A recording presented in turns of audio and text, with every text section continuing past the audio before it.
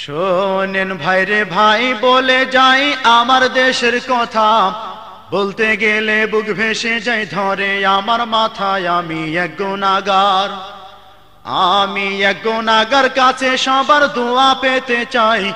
এক আল্লাহ ছাড়া কোনো কিছুর ভয় ভীতি মোর নাই। তাই তো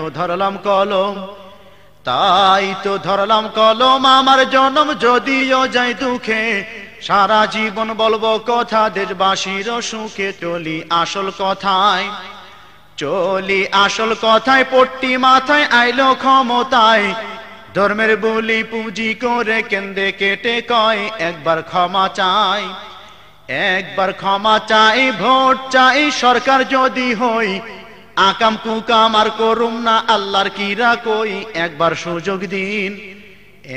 সুযোগ দিন মেনে নিন মাত্র একটিবার। সন্ত্রাসী দমন করিব হইলে সরকার। সেসব কোথায় গেল ভুলে গেল সকল ওয়াদা। দিল্লির দাদার চাপে পড়া হইল বেকায়দা। দেশ যায় দাদার হাতে রাত প্রভাতে কখন কি যে কয়। বুবু জন্মর রাত জাগিয়া কান পাতিয়া রয়। শুরু হইল খেলা মূর্তির মেলা। শুরু হলো দেশে তসবি পট্টি সব ছাড়িয়া নামলো নতুন বেশে। যেন কালী দেবী তিলক বিবি লজ্জায় মাথা যায়। মুখ্যমন্ত্রী সাজলো শেষে যায় কলকাতায়। দাদার আদেশ পাইয়া কাছা দিয়া নামিল রাজপথে। ও আদা সব ভুলে গিয়ে অস্ত্র দিল হাতে। সোনার ছেলে যারা পাগল পাড়া দখলদারির লাগি। দখল করলেই হতে পারবে বড় অংশের ভাগী। আরো লজ্জার কথা ঘরে মাথা দুঃখ হয় মনে। রাস্তায় যেদিন খুললো কাপড় কান্দে আমার বনে। হায় রে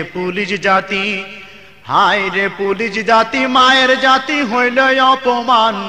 সরকার প্রধান একই জাতি এই তার অবদান। চলি